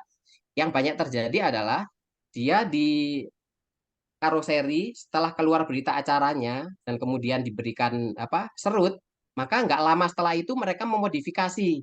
Nah, Pak atau Heri, setelah datang, Pak ya Heri Pak, mungkin maksudnya gini Pak, di lapangan itu ada kendaraan odol yang CKD dari luar gitu ya, di lapangan. Ada nggak itu ya, Pak? Kenapa kok bisa gitu ada Pak? Pak, bisa ya karena itu Pak, setelah surat-suratnya dia dapat, dia modifikasi Pak, jadi baknya itu gampang sekali diganti Pak. Jadi mengganti bak itu nggak perlu seharian, Pak. Itu setengah hari, beberapa jam aja udah ganti bak, Pak. Jadi yang sebelumnya secara formal itu comply, bak pendek ya, itu dengan waktu beberapa jam itu sudah jadi bak yang 2 meteran itu, Pak. Kira-kira begitu, Pak. Jadi Ya. di lapangan itu terjadinya perubahan-perubahan itu. Kemudian dari Taruna Mutiara tadi ya, pengawasan terhadap Pak, PAU. Ya, ya. Jadi Gimana Pak pengawas, pengawasannya Pak itu katanya Pak? oh ya, Dari jadi manajemen itu maksudnya Pak, kan sudah ada sertifikat. ya. Mestinya kalau sudah ada sertifikat kan nggak ada lagi pelanggaran kan gitu. Betul. Jadi perusahaan-perusahaan yang sudah menerapkan sistem manajemen keselamatan itu hampir hampir pasti Pak itu nggak akan dia melaksanakan yang namanya odol. Nggak ada yang cerita namanya remblong. Karena apa? SMK itu menjangkau baik kendaraannya, pengemudinya, ya sampai dengan risk journey-nya itu semuanya lengkap Pak. Sampai dengan apa namanya pemeliharaan kendaraan segala. Jadi perusahaan-perusahaan yang sudah bagus ya kita nilai apa namanya SMK-nya itu mereka bagus dan sudah terinternalisasi dalam kegiatan sehari-hari itu kita lihat memang kendaraannya nggak ada yang odol Pak, drivernya juga cakap-cakap semuanya. Jadi apa namanya nggak ada cerita sopir tembak itu nggak ada di mereka. Nah cuman kan di luar sana masih ada ribuan yang beroperasi yang belum melaksanakan SMK dan Oh, jadi belum maksudnya Pak Heri kalau sudah ada sertifikat nggak mungkin ya Pak ya, yang secara odol-odol itu teoritis Pak. yang Saya kira secara kemungkinan masih tetap ada Pak. Artinya kan ada kecenderungan setiap orang itu ada dengan alasan tertentu dia menyalahi apa yang sertifikatnya kan Pak. Cuman kalau dia itu konsisten dengan apa yang ada di dalam SMK-nya dia, itu sebetulnya tidak memungkinkan dia untuk melakukan hal-hal yang tadi itu Pak. Jadi, maksud saya oke. selama dia konsisten melaksanakan mengimplementasikan SMK-nya itu nggak akan dia berani melakukan overdimensi overloading, dia nggak apa namanya nggak memelihara kendaraannya dengan baik itu nggak seperti itu Oke. ya. Kemudian yang dari Taruni Septi ya angkot dan angdes ya, jadi di aturan kita itu tidak dibatasi artinya semua perusahaan angkutan umum apakah itu angkot, angdes, angkutan lintas batas negara, AKDP, angkutan barang umum, angkutan barang berbahaya, akap, pariwisata itu semuanya kena kewajiban ya. Cuman masalahnya memang perizinannya itu kan tidak semuanya di pusat. Yang di pusat itu hanya akap, pariwisata, B3. Sementara yang angkutan barang umum, kemudian apa namanya angkot, AKDP itu di luar dari pemerintah pusat. Jadi artinya tidak hanya pelaksanaan SMK ini oleh perhubungan darat ya, tapi oleh di sub provinsi juga ada bagian mereka, di sub kabupaten kota juga ada, ya kan, di sub DKI juga ada. Termasuk BPTJ ya yang perizinannya ada di kawasan Jabodetabek. Jadi Mungkin kira-kira maksudnya itu safety itu apa angkot itu sudah ada yang dapat sertifikat SM belum, Kapau? belum Pak, belum ada. Belum. Tapi mereka wajib Pak, mereka wajib. Alhamdulillah. Ya, bahkan yang perusahaan besar yang armadanya itu banyak juga yang kita kenal sangat baik Pak ya itu belum punya SMK gitu Pak. Meskipun mereka sudah menerapkan sistem ini itu, tapi maksud saya sertifikasinya sesuai dengan aturan di kita itu ternyata belum semuanya mengajukan dan berniat untuk sertifikasi di kita karena mereka merasa Pak saya sudah disertifikat sama kementerian yang lain kira-kira begitu ya. Oke, Pak Heri, terima kasih Pak sudah direspon semua, mulai dari senior kita dan dari Taruna, adik-adik dari STTD. Monggo Pak Wendy dilanjutkan Pak. Ada Pak Ketua KNKT Pak. Monggo Pak. Silakan Pak, saya ini aja dengarkan aja. Iya Pak. Silakan Pak Lagi. Oke. Halo. Sebelum lanjutkan ke Pak Ketua KNKT, Pak, ini ada dari chat itu untuk Pak Heri disampaikan dari Pak Made Suraharta, Pak. Dia Pudir di Tegal. Dengan ramainya kewajiban untuk SMK PAU itu kan perlu membuat dokumen. Kalau di Andalalin itu katanya ini ditulis di chat itu kira-kira sudah ada acuan, sudah ada gambaran gitu kan mereka diwajibkan. Nah, untuk SMK PAU ini sudah ada nggak pedoman standarisasi yang dibuat oleh Pak Heri dalam hal ini perhubungan darat? Nanti aja Pak, nanti di note ya Pak ya. Sekaligus, monggo kami persilahkan Pak Ketua KNKT. Monggo Pak Suryanto Pak. Terima kasih, selamat pagi semuanya. Pak Heri, selamat pagi Pak. Oke, pagi Pak Ketua. Ya, saya nanggepi tadi Pak Retno menyampaikan strategic thinking-nya kita belum terperolah dengan baik. Saya sangat setuju. Saya selalu sebetulnya mimpinya dari transportasi darat ini ke depan itu mau seperti apa dulu Pak. Jadi kalau kita bisa menerjemahkan mimpinya, nah nanti aturan-aturan itu mengikutinya. Sekarang itu seperti, sebentar Pak. Sekarang ini seperti contoh Pak, implementasi dari SMK untuk masalah keselamatan. Basic safety adalah compliance, Pak. Compliance artinya memenuhi aturan-aturan yang ada. Dan kita harus meyakinkan juga aturan-aturan yang ada itu memang bisa diimplementasikan dan secara teknis itu benar. Nah, sedangkan banyak aturan-aturan kita yang belum sinkron dengan kondisi yang ada. Sebagai contoh, pengujian berkala lah. Nah ini di pengujian berkala saya bacakan Pak ya, di PM19 yang baru, kendaraan bermotor adalah setiap kendaraan yang digerakkan oleh peralatan mekanik berupa mesin selain kendaraan yang berjalan di atas rel, jadi kecuali kereta api. Semua kendaraan yang bermesin yang berjalan bukan di rel adalah kendaraan bermotor. Ayat kedua, uji berkala adalah pengujian kendaraan bermotor yang dilakukan secara bertahap setiap kendaraan bermotor, kereta gandengan, dan kereta tempelan yang dioperasikan di jalan. Nah, artinya di sini semua kendaraan wajib diuji kalau menurut pemahaman kita. Nah, tapi yang pemahaman secara praktis adalah kendaraan-kendaraan yang berupa kendaraan bus, kendaraan truk, itu yang kita, tapi di dalam aturannya sendiri adalah seperti ini. Terus kemudian kalau saya ngamati Pak, bagaimana sinkronisasi yang ada di lingkungan kita sendiri. Sebagai contoh, kendaraan-kendaraan yang sekarang ini yang problem dilakukan uji ketika kendaraannya dilengkapi dengan sistem ABS, sistem electronic stability. Begitu kita ujikan, di uji tipe, tidak ada fasilitas menguji kendaraan-kendaraan, tapi setelah itu kendaraan-kendaraan tersebut keluar tipenya. Terus kemudian ketika dilakukan uji berkala, ketika dengan sistem ABS sebagai contoh, kendaraan itu tidak lolos uji karena equipment kita juga penguji kita tidak siap untuk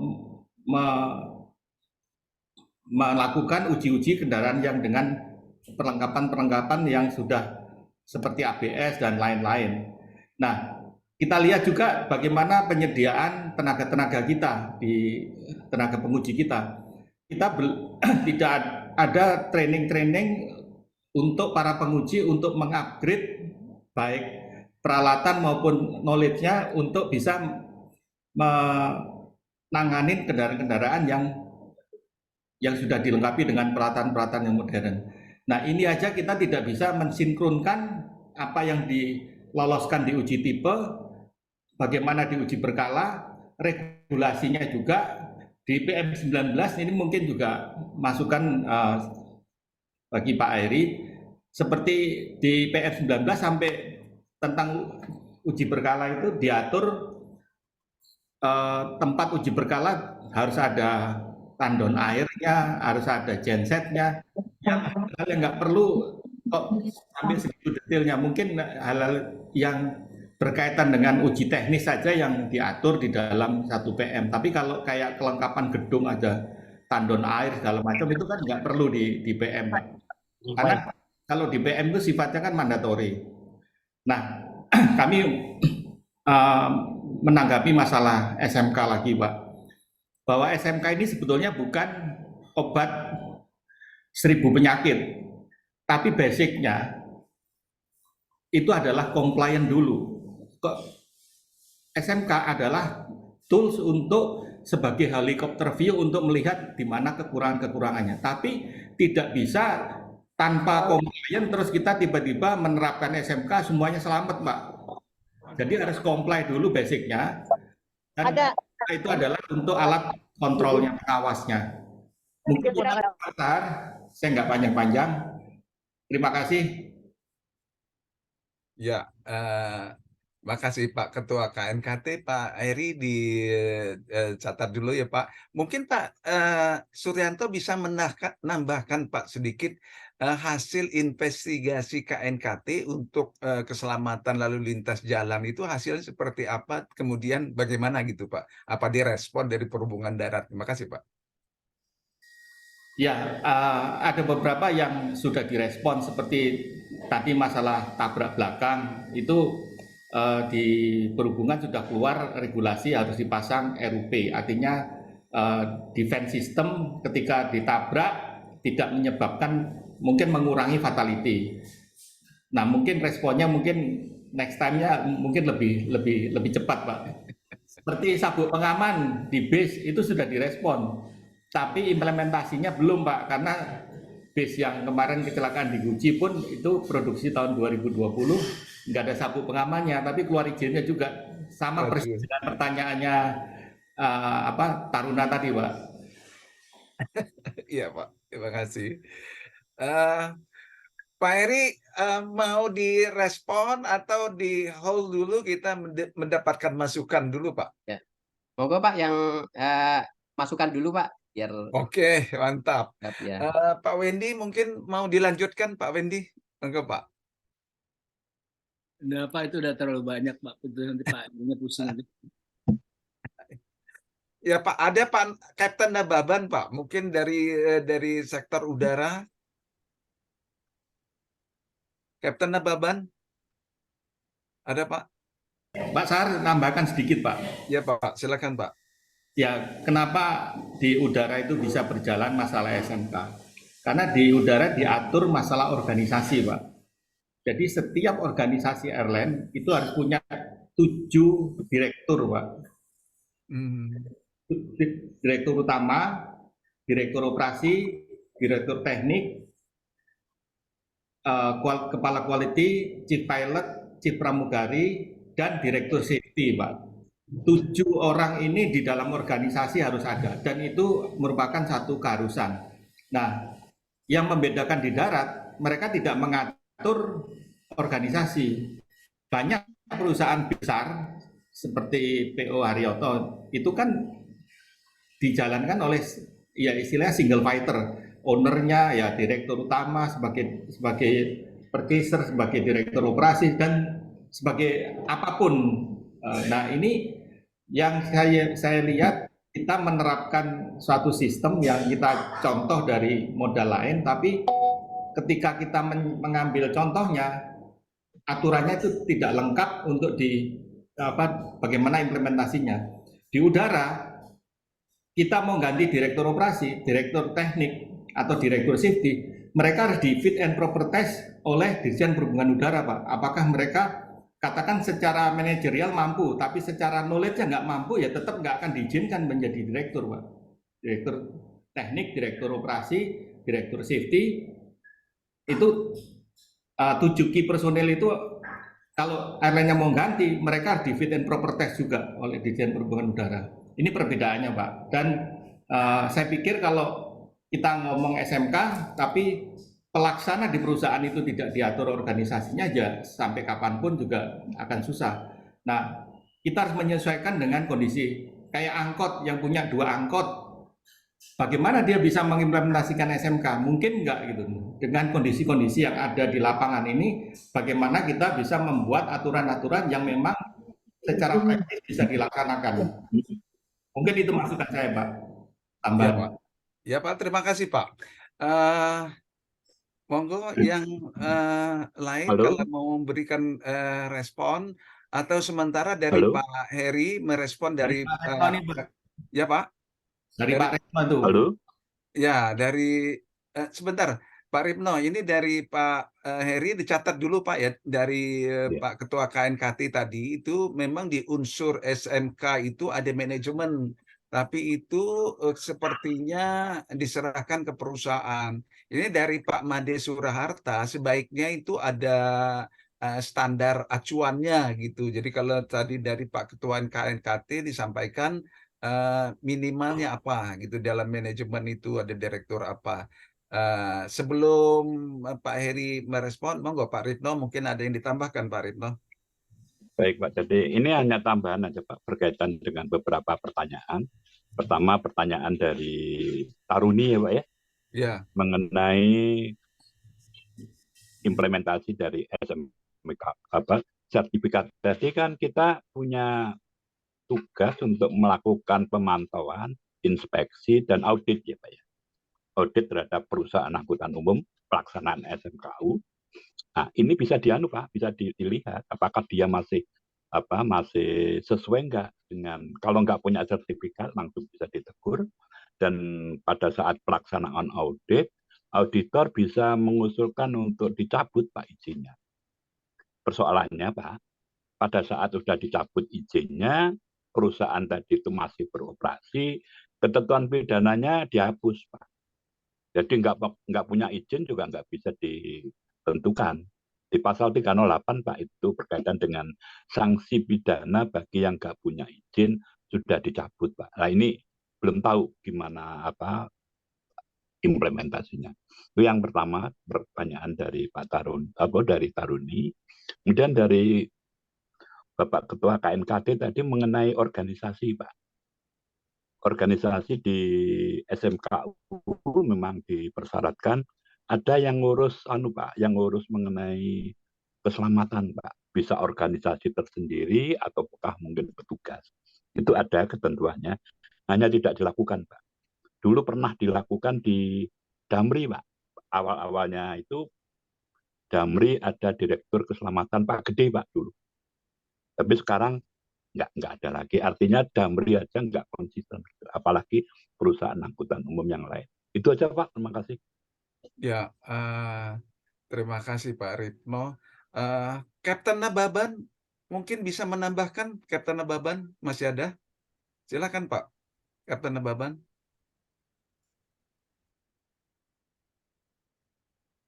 Kalau tidak ada, Pak Wendy, monggo Pak.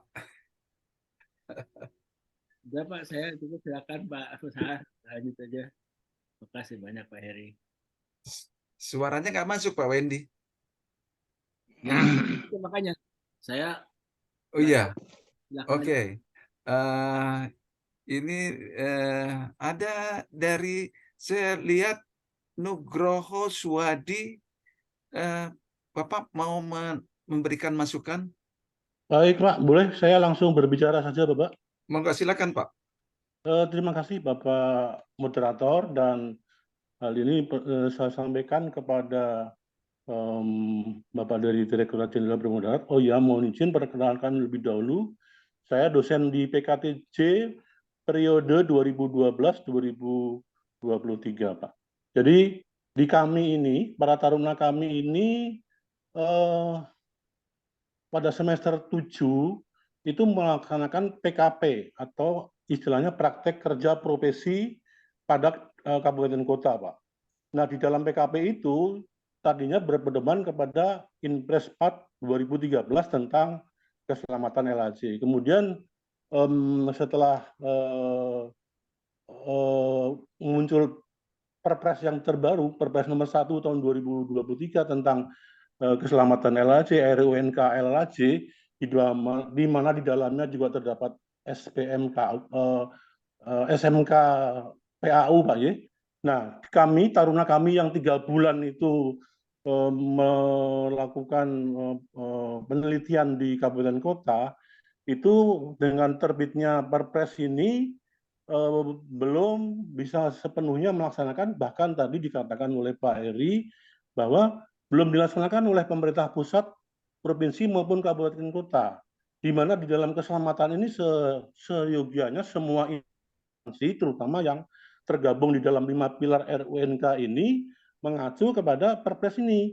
Nah, salah satu pasalnya berbunyi bahwa untuk membuat RAK, tadi disebutkan oleh Pak Heri, rencana aksi keselamatan itu adalah ada petunjuk dari Bappenas. Kebetulan saya sering berkoordinasi dengan Bappenas, Pak, sampai munculnya Perpres nomor 1 tahun 2023 ini, termasuk pada waktu melakukan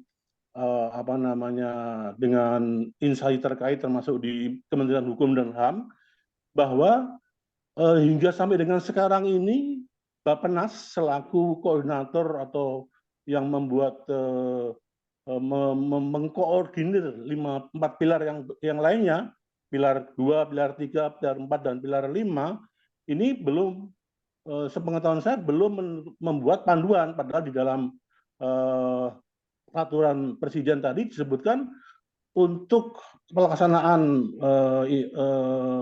keselamatan LHC ini mengacu kepada RAK. RAK ini panduannya oleh Bappenas sampai sekarang. Tadi saya dituliskan juga seyogianya kementerian terkait termasuk Kementerian Perhubungan mendorong kepada Bappenas segera menerbitkan panduan supaya pemerintah pusat, provinsi maupun kabupaten kota bisa membuat rencana kerja yang terkait dengan keselamatan, termasuk SMK PAU tadi, Bapak. Jadi selama ini kami mengukurnya, waktu itu malah diminta oleh Bappenas membuat pengukuran kinerja penyelenggaraan LHC itu seperti apa. Kami sudah mengusulkan pengukuran kinerja masing-masing 5 pilar itu berbeda-beda. Nah, di dalam tadi ada pertanyaan dari Taruni juga, kenapa ada angkot belum juga dilakukan namanya SMK PAU lah. Memang selama ini pedomannya baru kepada bus pun pada akap antar kota, antar provinsi. Nah, seyogianya mohon dikejar oleh 4 pilar terkait kepada Bappenas supaya menerbitkan petunjuk mengenai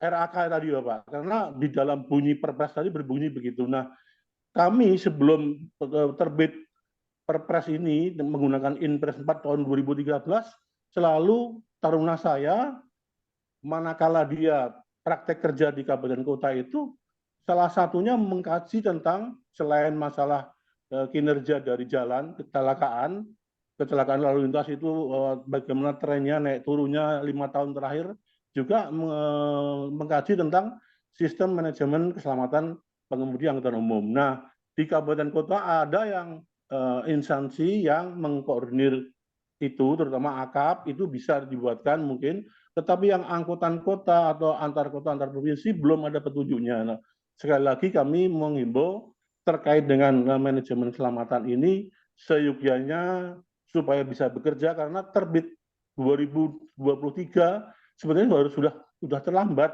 untuk membuat kinerja kabupaten kota. Jadi taruna kami itu setiap PKP itu membuat buku yang tebalnya 400 halaman kurang lebih, Pak, itu mengenai kinerja penyelenggaraan LHC, termasuk tadi penilaian angkutan umum di kabupaten kota. Nah, sampai sekarang mandek, padahal Perpresnya sudah muncul baru tahap sosialisasi oleh Bappenas. Kira-kira demikian Pak permohonan kami selaku dosen pembimbing dari Taruna PKTJ Tegal yang selalu membuat buku kinerja penyelenggaraan keselamatan LHJ yang selama ini dikomposkan di Kabupaten Kota. Terima kasih Bapak Moderator. Demikian. Ya Pak, terima kasih Pak. Ini sudah di ujung acara Pak Heri, sudah ada masih ada waktu. Monggo Pak Heri itu merespon semua masukan tadi dari Pak Ketua KNKT, dari PKTJ dan semua tadi, sekaligus untuk kesimpulan dari Bapak apa mengenai acara ini. Monggo silakan Pak. Ya, baik, terima kasih Pak Sahar. Mungkin tidak semua item yang ini bisa saya berikan pandangan, namun secara ini ya, kalau bisa kita rangkum. Yang pertama tadi Pak Made Surarta, ini sahabat saya nih di PKTJ Tegal ya. Ya, jadi standar untuk dokumen SMK sudah ada Pak. Jadi itu adalah di lampiran PM 85 tahun 2018. Dan untuk mempermudah, kita juga sudah menyiapkan template-nya, Pak. Jadi memang ada perusahaan-perusahaan yang jangankan SMK ya, mereka baru mendengar SMK itu apa, bentuknya seperti apa. Itu beberapa malah bilang, Pak, SMK ini nyusunnya lebih rumit, Pak, daripada saya nyusun skripsi. Jadi makanya kemudian kita bantu mereka dengan template, bentuknya sudah Word ya, artinya untuk proses dokumennya itu nyusunnya seperti apa sudah kita bantu. Namun kembali yang seperti disampaikan Pak Ketua KNKT, SMK itu adalah sebuah sistem yang harus diimplementasikan. Dia bukan dokumen. Makanya di dalam tahapan sertifikasi kami itu tahap pertama memang membuat dokumen. Tapi yang kedua yang nggak kalah pentingnya adalah verifikasi bahwasannya semua elemen-elemen itu terimplementasikan di sistem perusahaan tersebut. Jadi ini akan baru dia akan bermakna, berbuah, berfungsi apabila SMK ini terimplementasikan. Itu pun nggak langsung sempurna, tapi ada proses-proses perbaikan, penyempurnaan dan seterusnya. Jadi dinamis begitu. Tadi catatan-catatan dari Pak Ketua saya kira mengenai kondisi ya pengujian kita memang ya harus kita akui masih seperti itu Pak. Antara yang di regulasi masih banyak bolong-bolongnya, apalagi yang diimplementasi terkait dengan fasilitas uji, kemudian SDM kita yang mungkin secara kemampuan juga masih banyak yang belum memenuhi sebetulnya ya dan seterusnya. Dan kemudian kalau mimpi saya kira kita sudah punya Pak. Jadi di visi misi perhubungan di Undang-Undang 22 tentang LLAJ saya kira cita-cita ataupun tujuan diselenggarakannya LLAJ itu adalah untuk membentuk atau mewujudkan transportasi angkutan jalan yang aman, selamat, terkonek menghubungkan dan seterusnya. Itu saya kira itulah mimpi, tapi kadang-kadang memang yang tertulis itu secara ini belum belum terinternalisasi gitu. Kita nggak merasa itu mimpi kita. Padahal udah dirumuskan ya. Jadi ini bukan untuk ini ya, tapi untuk kita sendiri di insan perhubungan darat yang mengampu lalu lintas angkutan jalan itu seringkali nggak merasa itu mimpinya gitu Pak. Ya Pak Edi ya, izin Pak. Jadi nggak merasa mimpi kita Pak ya? Ya betul, tertulis kita hafal mungkin ya, tapi nggak merasa itu mimpi kita. Ya, kemudian ya dari Pak Nugroho saya kira Pak ya posisinya memang seperti itu Pak. Jadi kita itu delay bahkan 2021, 2022 itu kita berpotensi nggak punya ini Pak, nggak punya arah ya Pak ya. RAK kita belum ada. Jadi perpresnya baru muncul di 2022. Kemudian untuk membuat RAK-nya itu sudah kita sekarang udah di bulan hampir Juni ya. Ya, itu pun butuh proses lagi. Jadi akan delay lagi nih Pak. Jadi di sisi aturannya aja terdelay-delay apalagi di sisi pelaksanaannya ya Pak ya. Jadi mohon itu izin untuk Bappenas karena sebagai koordinatornya. Betul. Itu. Terima kasih. Posisinya kalau teman-teman Penas bilang masih di anu Pak, di Kementerian Hukum Kumham Pak. Jadi draftnya katanya udah mereka taruh di sana, tapi ya menunggu antrian sampai hampir setahun, kira-kira begitulah. Ya, baik mungkin itu Pak, dan mungkin sedikit yang terakhir Pak. Jadi memang di kita ini masalah pengawasan yang tadi disampaikan oleh Pak Iskandar Abu Bakar, kemudian Pak Edi Nur Salam juga demikian tadi ya, implementasi. Saya kira inilah eh, mo- apa namanya monitoring dan evaluasi terhadap pelaksanaan regulasi kita ini yang kita lemah di situ, Pak. Artinya apa yang sudah tertulis ya secara regulasi sudah clear, tapi di level pelaksanaan itu menjadi sulit ya, karena saya nggak tahu complicatednya memang kan cukup dinamikanya banyak sekali, Pak. Sebagai contoh begini, Pak.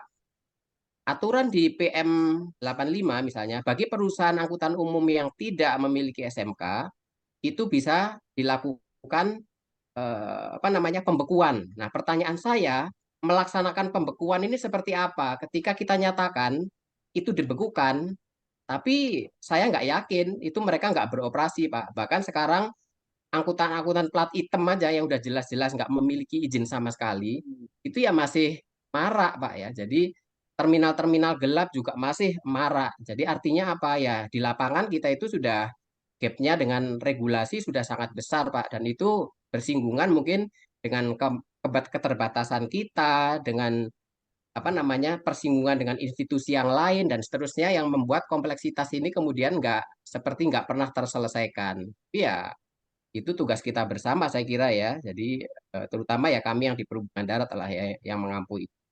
Harusnya ke depan bisa lebih menggunakan strategi-strategi yang lebih berhasil guna gitu ya dari segala apa fenomena permasalahan yang ada itu harusnya ada suatu saat kita harus selesaikan itu. Mungkin itu Pak Sahar sedikit Ya Pak, kesimpulan mungkin dari Pak kami. Heri, satu kata terakhir, pendek ya, kalimat aja. Dengan cerita yang banyak ini, menurut Pak Heri itu apa yang perlu dilakukan oleh perhubungan darat? Pak Sahar, saya boleh Pak Sahar? Ya Pak. Gini Pak Heri, saya sebetulnya udah ya, cuma waktu kita ini kan ada berapa kali ya bicara hal seperti gini ya. Coba kita keselamatan, terus kemudian waktu kita bicara odol juga larinya kepada keselamatan. Begitu kita bicara keselamatan, larinya juga kepada odol. Bolak-balik lah banyak hal saling terkait. Tapi ada satu waktu itu siapa yang mengatakan ya, salah satu dari bapak-bapak hari ini. Kalau ada kecelakaan yang skala cukup besar lah kayak tadi Bapak contoh Pak Heri. Minimal aja Pak ya, banyak hal tentunya harus perbaiki, tapi minimal aja. Ada yang tampil di media itu. Ada yang tampil dari regulator dan kemudian dari si perusahaannya yang melakukan bertanggung jawab atau paling tidak minta maaf atau kemudian berkomitmen untuk hal itu tidak terulang lagi seperti itu seperti saya ingat sekali yang bicara itu Pak Edi Nur Salam.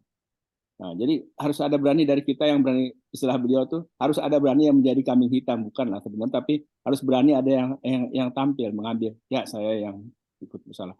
Nah, karena kalau di udara kan Bapak tahu sendiri kan, lihat kalau udara begitu ada kecelakaan maka bukan hanya dirijen, bukan hanya level direktur, bahkan level menteri bicara, ya kan? Dan terus si pimpinan perusahaan itu langsung muncul menyatakan bertanggung jawab begini bahas segala macam lah gitu ya. Nah ini katanya memang masih banyak persoalan yang harus kita tanggapi, tapi minimal kalau ada yang berani muncul saja Pak, paling tidak masyarakat itu agak tenang. Oh ada nih yang berkomitmen untuk ke depan memperbaiki. Seperti gitu yang dilihat oleh masyarakat nih. Kalau antara kita semua sih kita ngerti lah bahwa persoalannya banyak ya kita paham.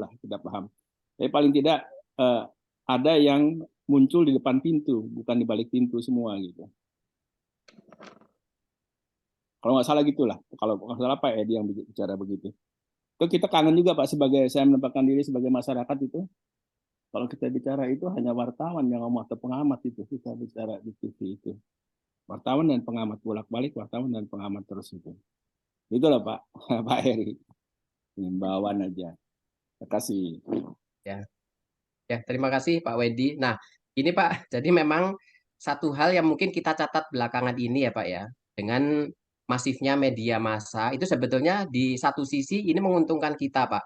Artinya media itu menjadi faktor yang memberikan pressure kepada kita dengan adanya viral. Kita tahu beberapa kasus besar ya, itu menjadi perhatian publik dan dikunci supaya diselesaikan itu dengan adanya aksi viral-viral itu, Pak. Jadi mungkin apa namanya ini juga yang eh, baiknya sih kita manfaatkan kekuatan media ya Pak ya, bisa memberikan tekanan ya kepada pihak-pihak yang bertanggung jawab untuk ya tadi itu Pak Windy menyampaikan harus harus muncul gitu ya, menyampaikan apa komitmennya, kemudian apa langkahnya dan seterusnya. Terima kasih Pak Windy. Terima kasih. Monggo Pak Wendy, ini waktunya udah habis. Oh, Mungkin silakan. ada. Udah Pak, terima kasih sekali. Terima kasih Eh, banyak.